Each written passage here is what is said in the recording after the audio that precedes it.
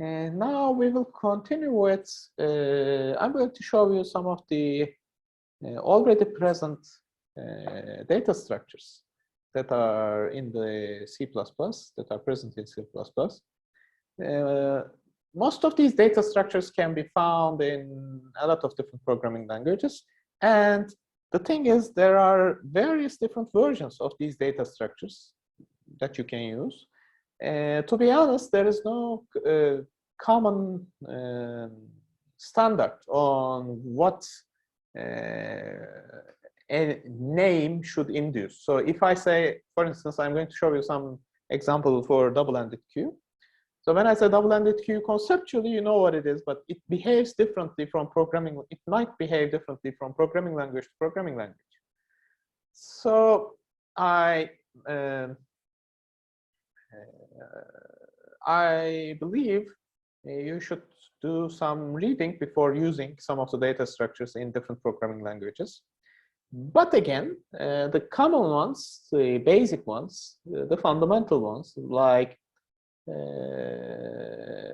queue and stack, behave almost quite alike in every programming language. At least for basic operations, they act the same way. But there are differences from language to language. For instance, some of the languages might give you some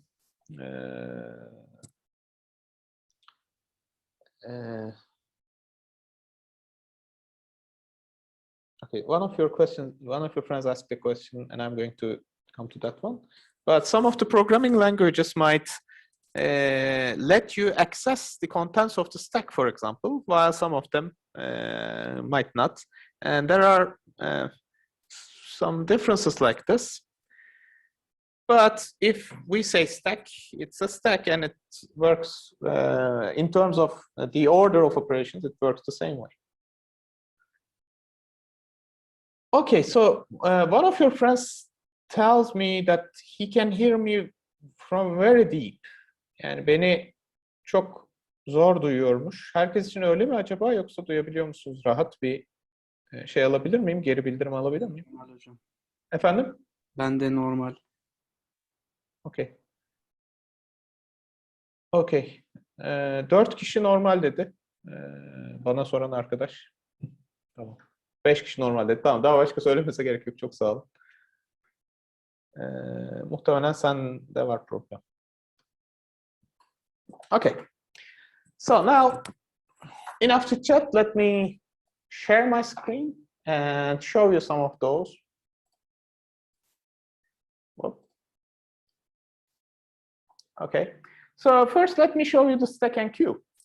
Now, these two data structures are very basic, and in order to use them, you just need to include them.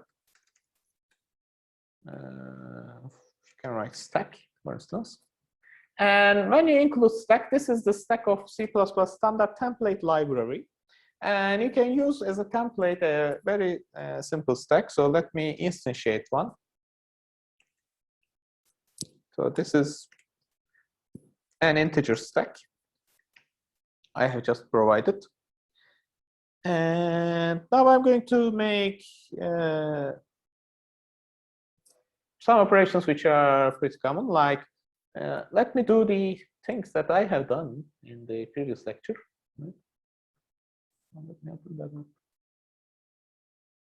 Okay, so let me do that.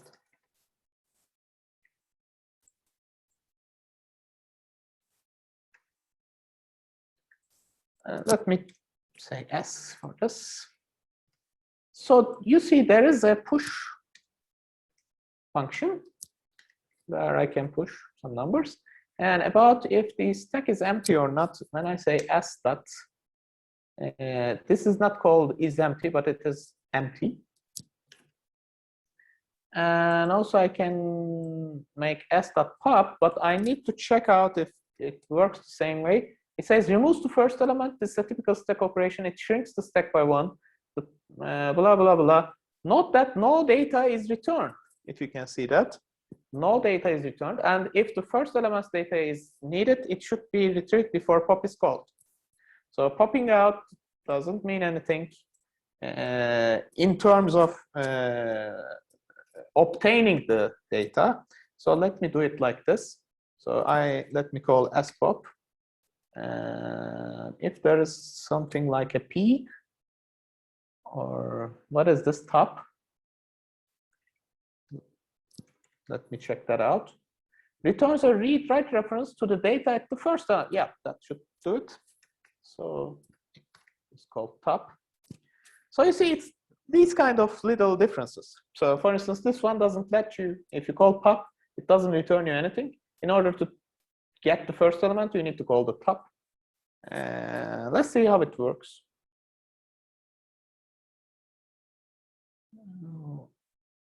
What did I? Huh. Seems stop didn't work. Oh, I need to say not empty. If S is empty, I say, oh, that is not correct. Let me put these parentheses as well.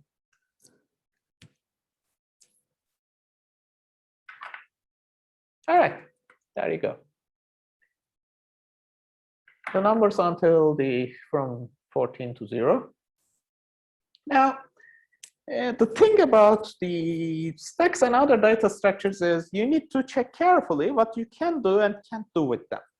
For instance, if you check out the functions, you see there are a limited number of functions in here. So if you have a stack, you can read the top, you can ask about the size, you can push pop as usual, as we have discussed. There is the empty, and there are two more functions, which is the emplace. And what is this? This one is swap. To be honest, I don't know what they do. Swap. Let's check out the documentation, right? So we should have a documentation.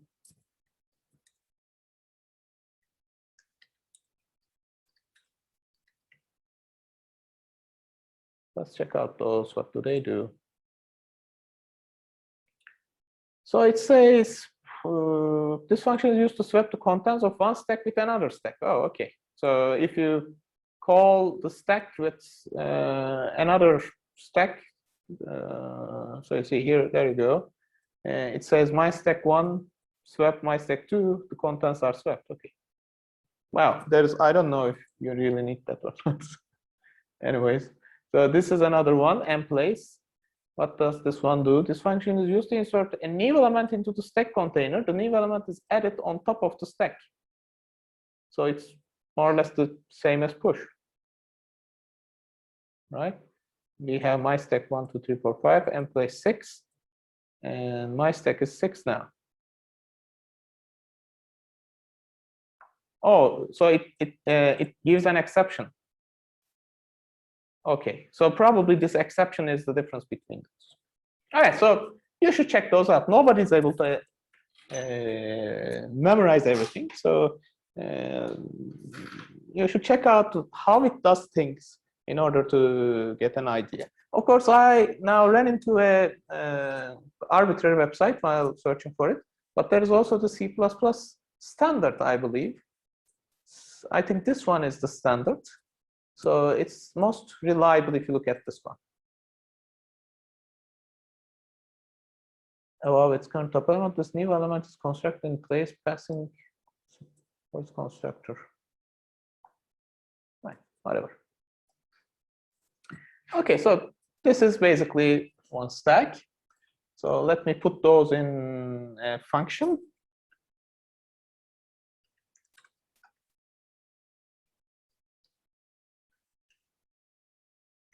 White stack examples. Okay.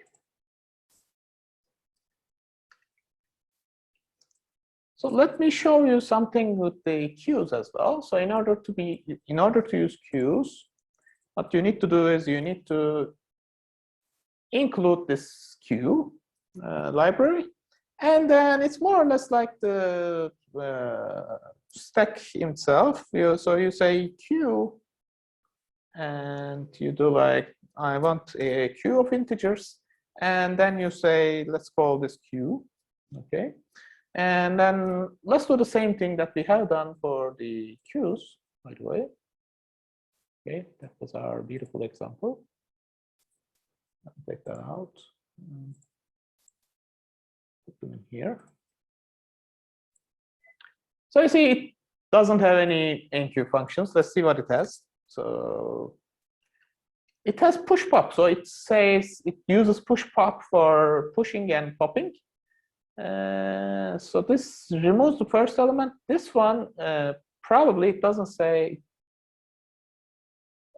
It doesn't say what it does, but this probably pushes at the back. So let me say push I, and let me say pop I times 2. So it was for the old time's sake that you need to memorize everything, but now it's more or less you can find out anything you can in the internet. So you just look it up when you need it, and also there's the instant documentation when you push the dot, right? Okay, so what did I do? Oh, this is push 2. I'm sorry. And this one should be pop, but it again only removes, I think. So in order to get that one, I need to say like q dot let me check that.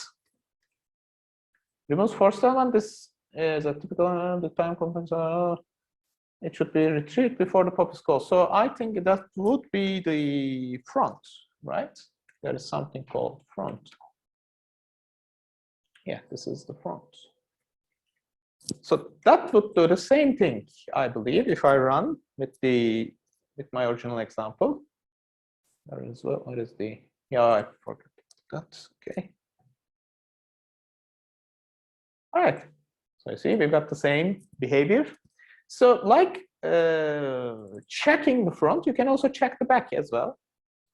So let's see what we have on the back. And let's do this like this. Okay, you see, now I get the front of the queue and the back of the queue. And now it will provide a little bit of a different output this time, probably because this queue doesn't have any capacity. So I can put as much as I want. But again, the things which I can do is limited. So if I want to say like, hello, this is my queue and I want to do something, what I can get is I get a swap in here. I get the size function, empty and place as the just like the stack, and that's all. Yeah, so this is all that you can do using a queue. And there is also, I want to show you some examples from double-ended queues, because that's also an interesting data structure. So let me call this one queue examples. And let me move those into the queue examples.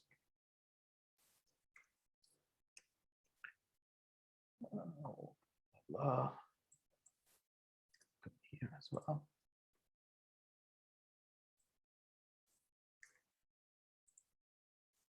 Okay, this time I'm going to also do this function called stuff in the first place. So dequeue examples, I would say. And write them like this, dequeue examples. And okay, and let me write those in here.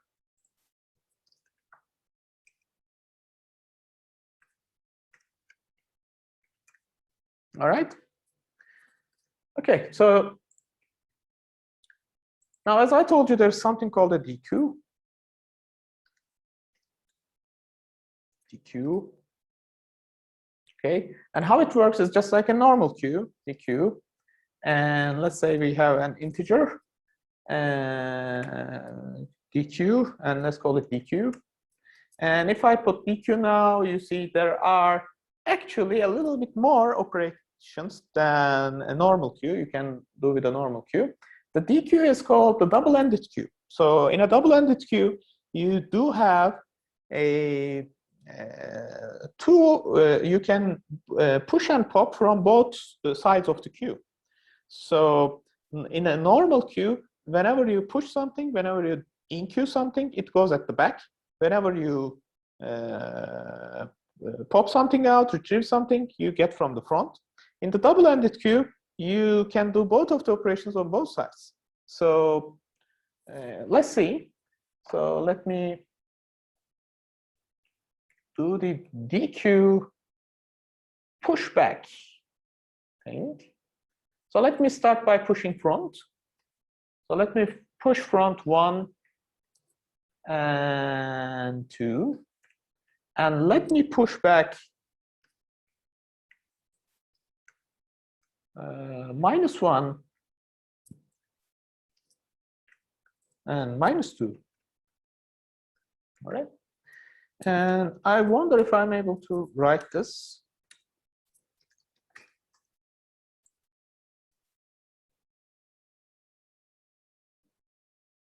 See. I think no. No, it's not. So on the other hand, what I can do is I believe I can iterate on that one. Auto I dequeue. I iterate on that one.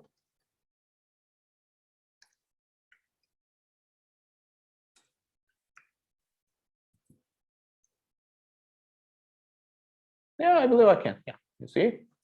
So what I did in here is I write an iterator. So you see, this is the consider the new for loop. So it's not like traditional for loops that you know. What it does is it takes a container, takes a collection of elements, and it gets the members of this collection one by one, and puts it inside this variable. Normally, I would have write like int to here, so that it's going to get integers into I. So that will work, probably, right? Yeah, that will work. But also you can write, there is also this feature of C++ in the new version, which is called auto. And you say auto, it infers what is inside the data structure that you are iterating over, and automatically gets the type. This is, I think this is called type inference. So it infers the type accordingly. So yeah, it goes over the elements one by one. Let's try this in the other data structures. All right. So can we do this in those? So let's see if we can do this in over a stack.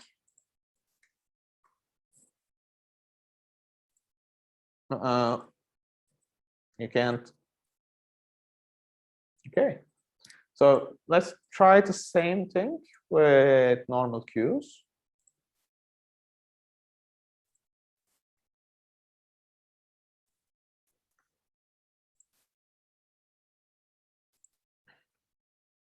It doesn't matter if I uncomment, but nevertheless, let me do that. Oh no, you can't. So that is one cool feature. Oh, I'm sorry. That is one cool feature of a double-ended queue. Okay, so you cannot do those in a normal queue and stack, but you can iterate over double-ended queue, and you can both push the front or to the back. And also you can do the same thing for popping out. So let me say pop back, and let me say pop front. So expect to get out 1 and -1, right? No, 2 and -2. Okay, let's see.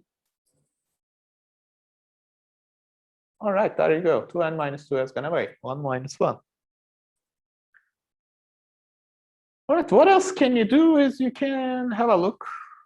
So it says what you can do is these RBegin functions are, I believe they give you some iterators. We are going to talk about them in a few minutes. But this RBegin and REnd gives you iterators. And what about the resize? You can, I believe, set the capacity for double-ended queue.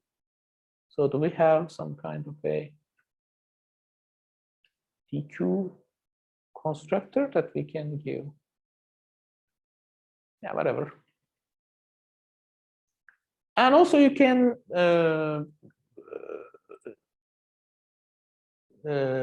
insert in between the members of the queue. Okay, this is something that you won't do for normal queues and stacks. So you see, just one of your questions asked in the morning, can we do things like this, blah, blah, and look at the value after popping, so on and so forth. So these kind of things, you need to change you need to look for an appropriate data structure in the language.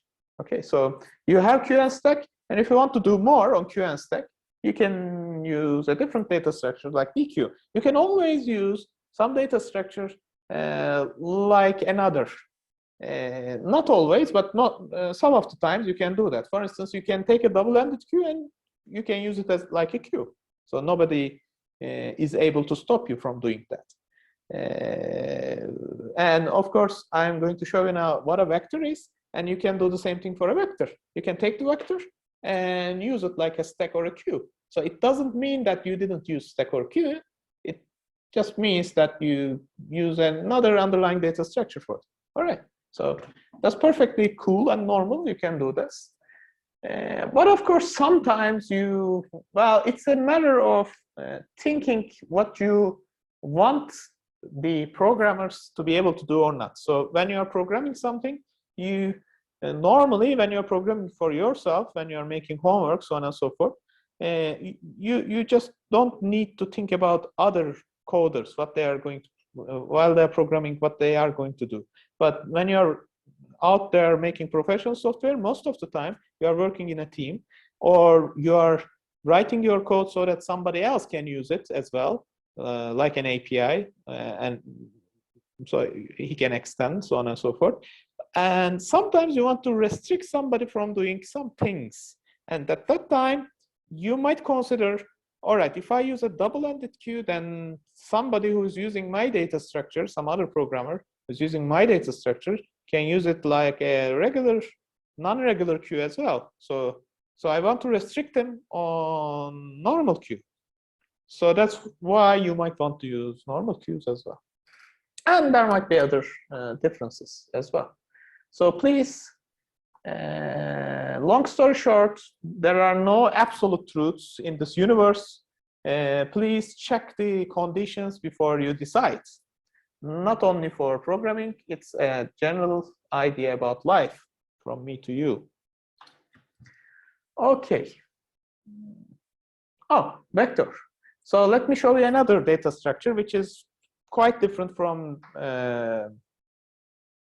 stacks and queues. Actually, we are going to use linked lists next week in order to solve the capacity problem. So you remember we talked about how we can, we talked about the problem that whenever I have an array, I declare an array, it somehow needs to be, the size of the array needs to be known previously, or at runtime at least. And when I reach that size, I'm in trouble because I cannot extend it easily. So you can get over this problem by coding a linked list, and we will see what do we do, what does using a linked list means. But there are other solutions to this problem than linked list. And one of the solutions has been integrated in C++ by the name vector. And this vector works like this. Let me explain you how it works. So stop sharing here.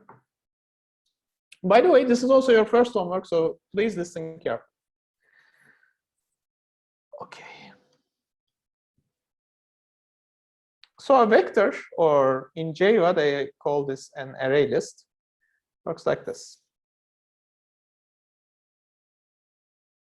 You start, the vector is a wrapper for an array. Okay, you have an array, and it has got a capacity. the number of elements that it might keep at most. So you say my array is for 100 elements. So if the number of elements reach 100, I will do something about it. But until now, until the number of elements reaches 100, well, I'm going to keep track on how many elements are there and where are they and how do they behave. That's up to the programmer on how to organize this. I don't know how it's been done in Vector, but one of the very straightforward ways that you can do is like every time you add something, just write it in here like 5, 6, 7, 8. And also just like the stack, keep a variable to see how many elements are there. And if you remove some variable, just deal with it. You can deal with it in many different ways. But one of the ways might be to shift every other element once towards here, okay? So the problem is how it can provide you infinite amount of space, of course, theoretically infinite.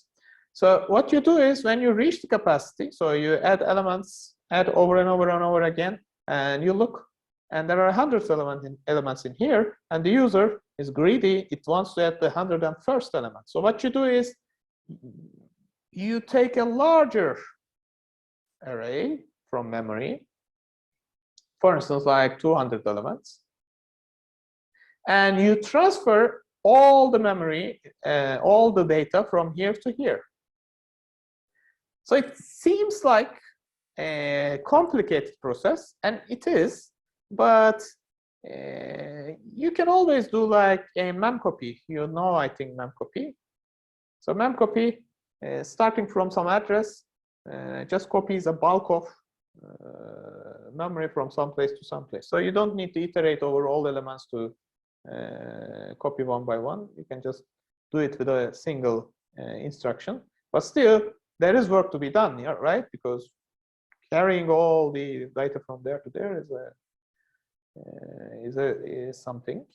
So what you do is you get a larger capacity array. You carry all the data from here to here, and then you go forward.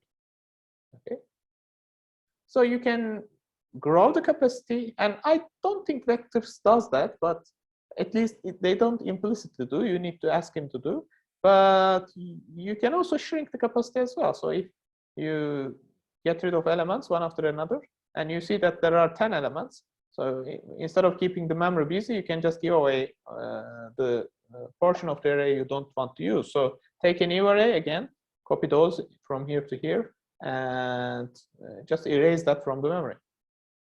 Okay, so this is one technique to provide theoretically infinite amount of space. Okay,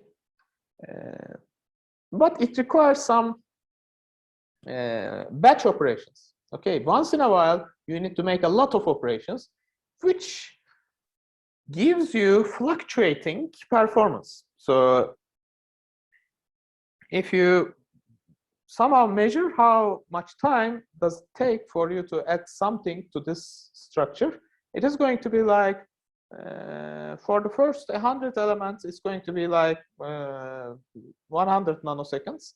And for the 101st element, it will suddenly require 1 millisecond. Okay, I'm exaggerating, but you see.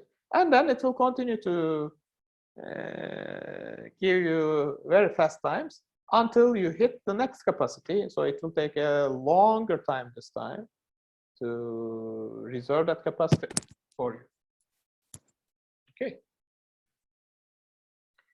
So Vectors does that. Let's see how they can be used, how they can be programmed.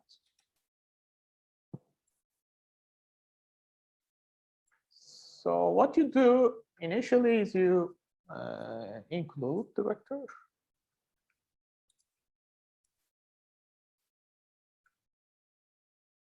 Okay, so there has been a lot of questions on are there going to be any attendance checks, serious attendance checks? I want to. Some of your friends has written me. You explain very good, sir, but I want to watch you in 2x speed. So I don't want to come to a lecture and watch you on after the lecture in 2x speed. Of course you can do, but that's the weirdest thing, weirdest fantasy that I have ever seen. But you can do, of course. And about the attendance, by the way, about the attendance policy, I don't care a lot about the attendance, to be honest. But that doesn't mean I might use it as some kind of a threat for you. So please try to come to lecture because it's better when you do it interactively. It's slower, 1x speed, but sorry for that. I cannot. I'm trying to be as fast as possible for you. All right, so let's have a look at this vector thing. Okay, so I need to initialize a vector first. So let me do that. Hocam ekran. Hocam ekran. Ekran yok hocam. Ekranı paylaşmadık.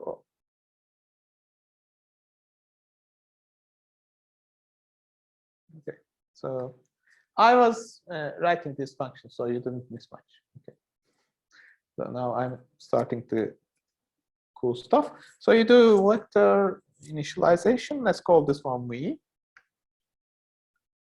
Okay, and the good thing about the vector is now we can add to vector by using there needs to be there are pushback and popback operators that you can use.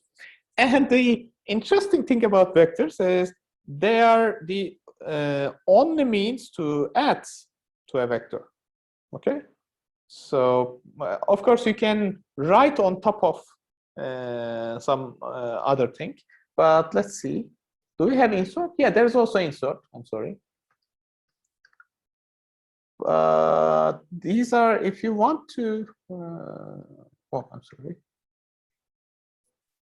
If you want to somehow append something, then you need to use those. So why don't I do just like I do in here?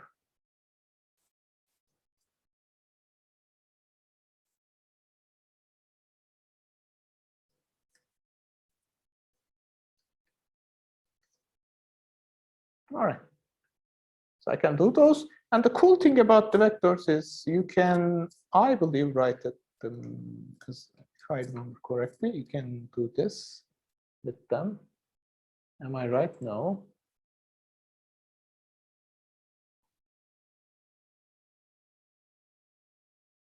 Okay, interesting. It turns out that you can't, but I can always use this. And cout I.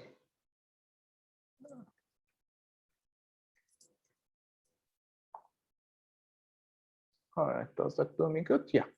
You can do this, and also you can do something like this.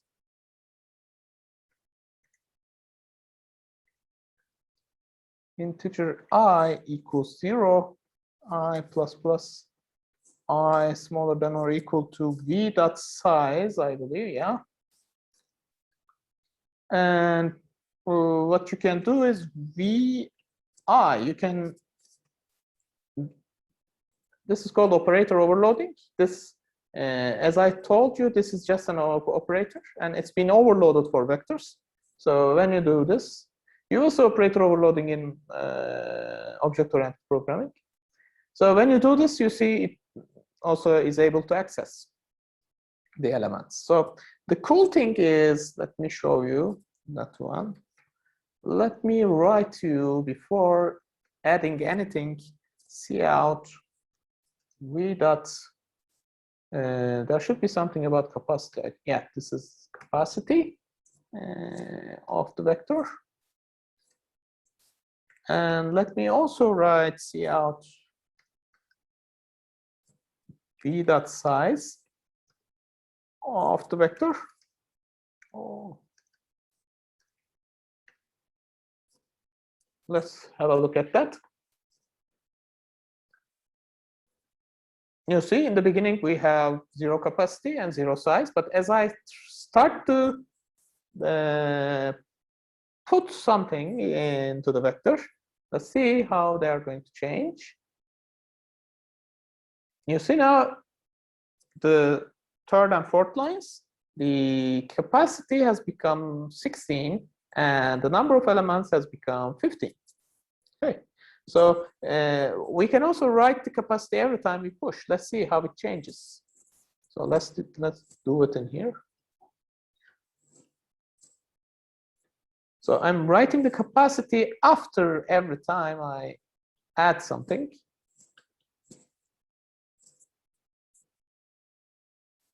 So there you go.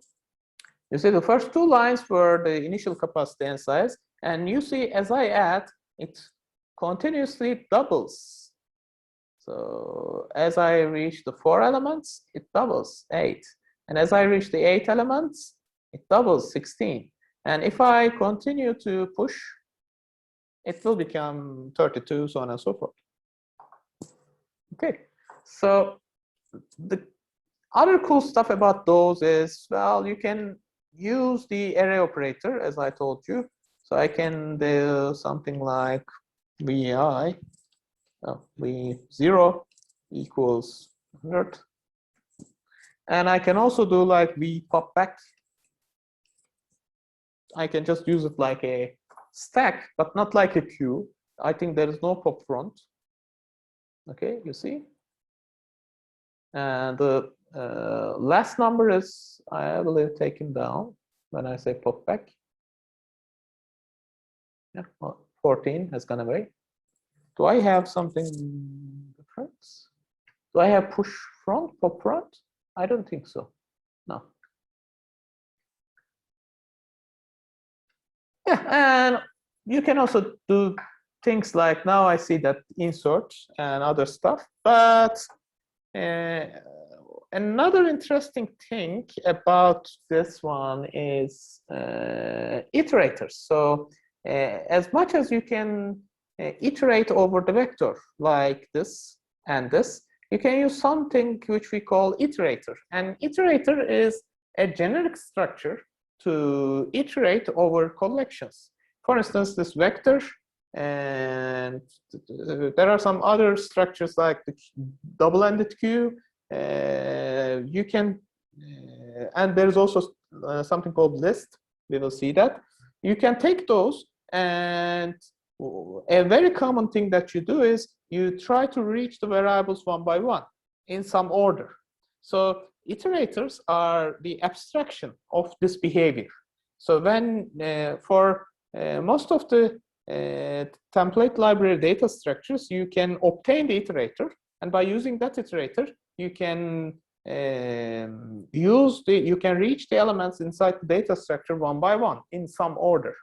For vector-like structure, it is the order that you add to them, but there is also some different orders that you can use with different data structures. For instance, we will see some of those in this lecture. One of them is priority queues. The other one is, I was about to say, oh, I totally forgot. Sets, yes, sets. The other one is sets. So there is no order at all in sets. So it gives you some order to reach them.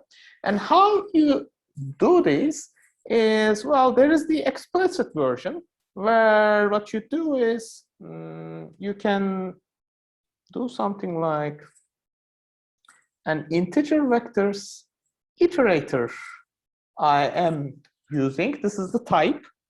So you give the type of the iterator that it's going to, the data structure that it's going to iterate on, together with the iterator's definition. So you say it, I'm sorry, not it, you say it.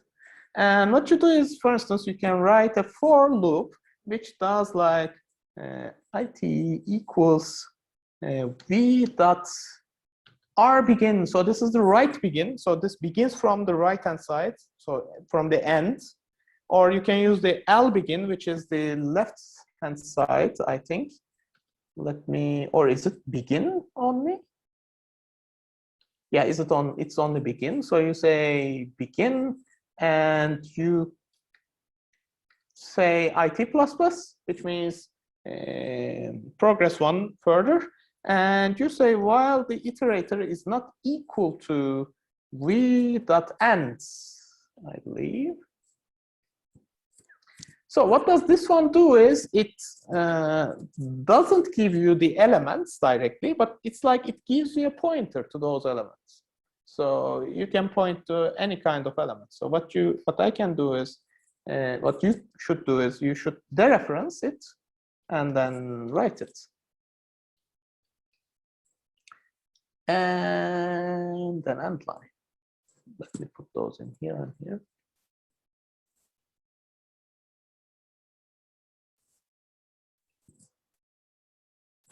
Let's see. Yep, there you go. We did the same thing. Let me get rid of this one. So, but no, let's keep it.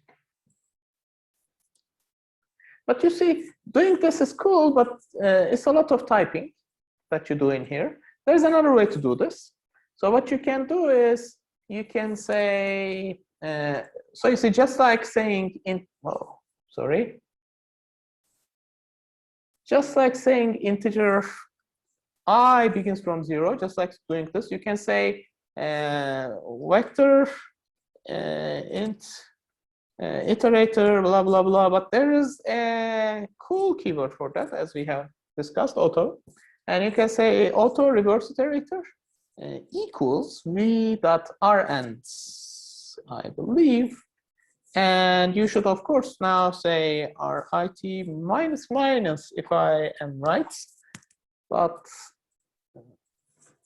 let's check if it's correct or not. And while RIT not equals v.begin, you can say, and yes, and that should be RIT. Let me check.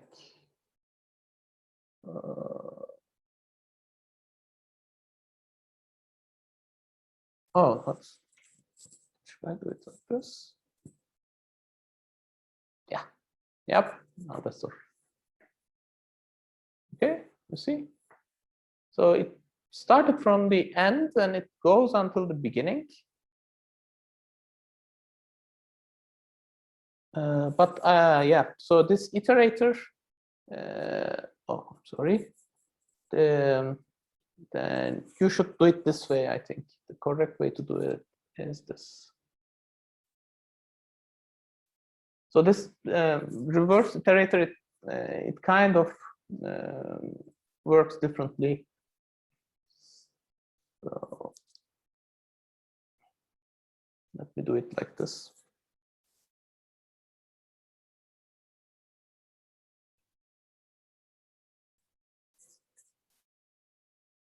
I think it should work correctly.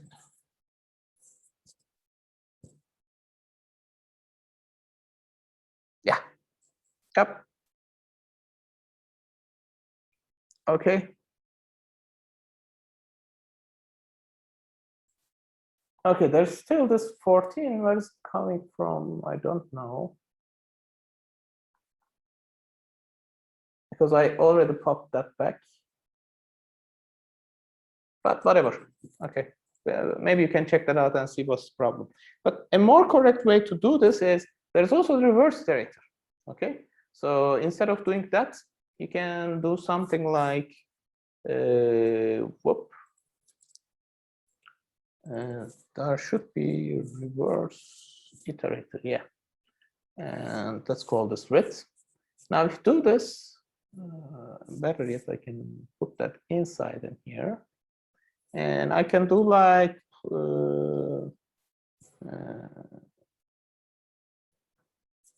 equals v right begin, yeah, right begin. That's used for reverse iteration. And now I will say plus plus, just like I need to do. And that should be the right hand. Yeah. I think that would work. Let me check.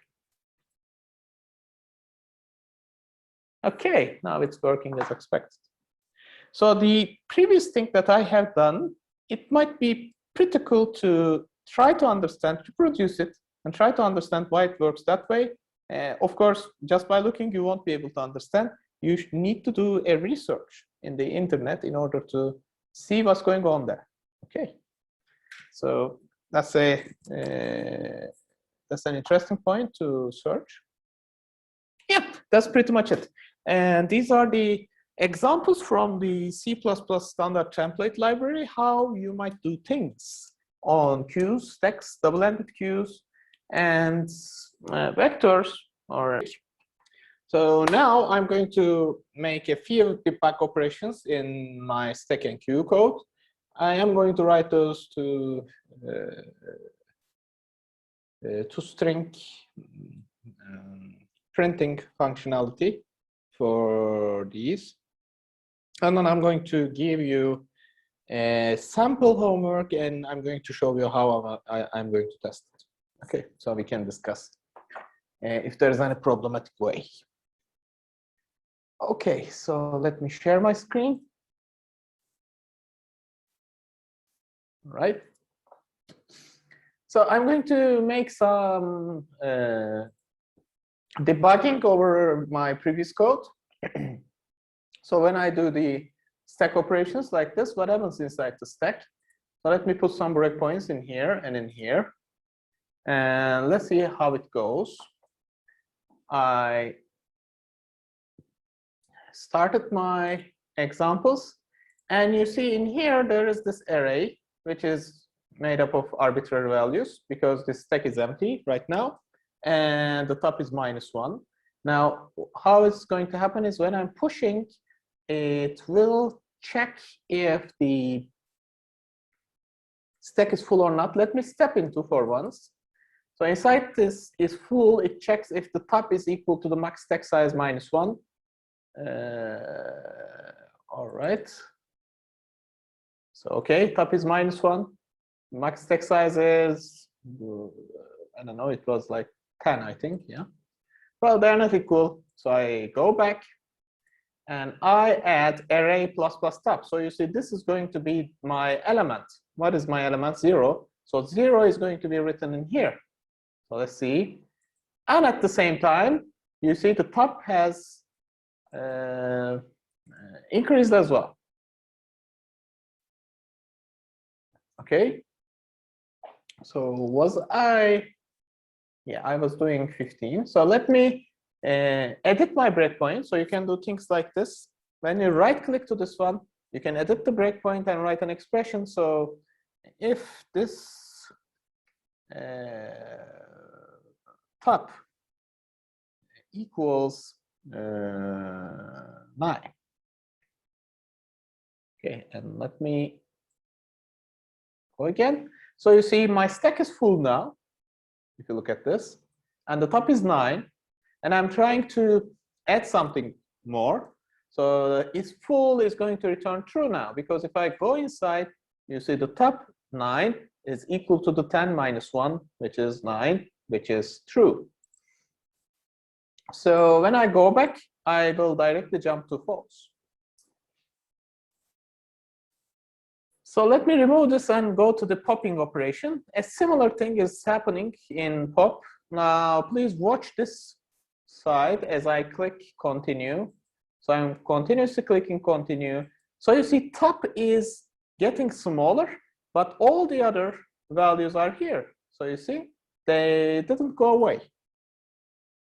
So even if I hit a couple of times this, it will not change. So let me show you an example like this. So instead of popping 15 times, let me pop 5 times, and let me push something to it. Okay, so let me push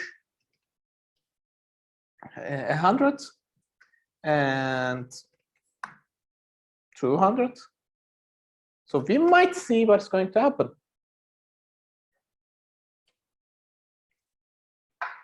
Let's do the same thing. We make the stack full. We remove some number of elements a couple of times. Let me put a breakpoint in here as well. So now I have removed 5 of them. Now the next one will be pushing. So what I will be pushing is the element 100. So you see the top is 4. So it is going to be put on top of the fifth element here. So you will see that it's going to be 100 when I click this. All right, you see, it is being written on top of 5. So for the next one, now the top is 5, and when I hit go, it will be written on top of 200. You see? That's how the stack works. All right, let's have a look at the queue example.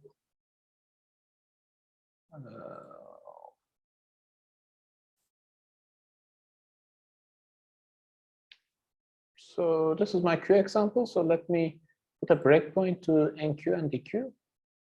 This one and this one. So when I start, let's check the front, back, and the array itself. This is the array. So you see it's empty. The front is 0, the back is -1. I start by enqueuing something, and you see 0 is enqueued. The front and back is 0 now. And the number of items has been incremented to 1. So the next time is going to be another enqueue. So you remember, if you remember the code, I was enqueuing 2 times and I was dequeuing once. So this one is going to put another one in the first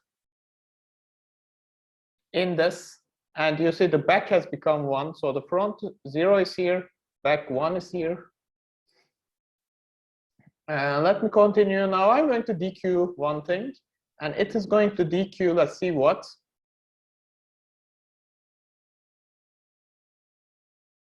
Okay, the 0 is taken out because it is in the front of the queue. Now the front of the queue is going to progress once. Bam. So now there's only one element. Even though 0 is also in here, it has been removed because front and back shows here. Let's continue. Now I'm adding 2 numbers like this, and I'm dequeuing 1. So now the front is 2, back is 2, front is 2, back is 3. So these 2 elements, 1 and 2, are in the queue.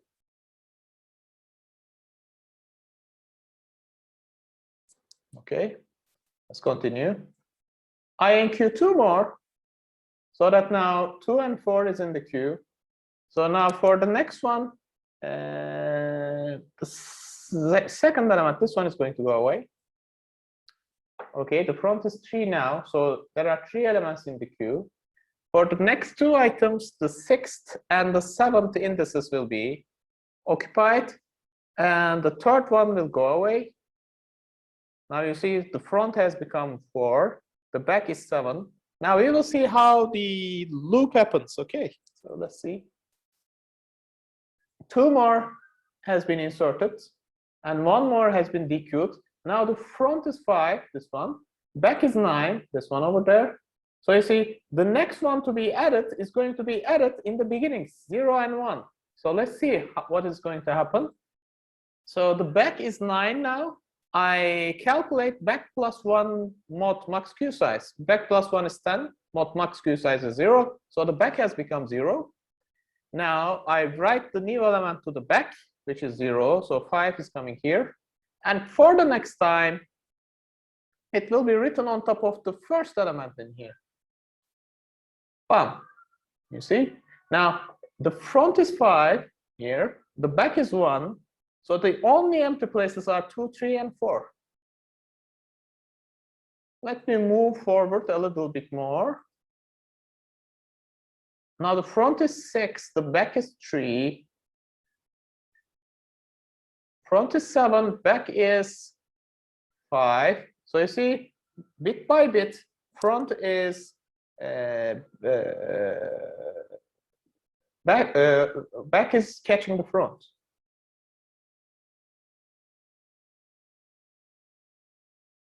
Now the back is 7, front is 8. Now my queue is almost full. There is going to be 1 going out, but the next 2 is going to make that full, so I will not be able to insert the next element to 9. All right.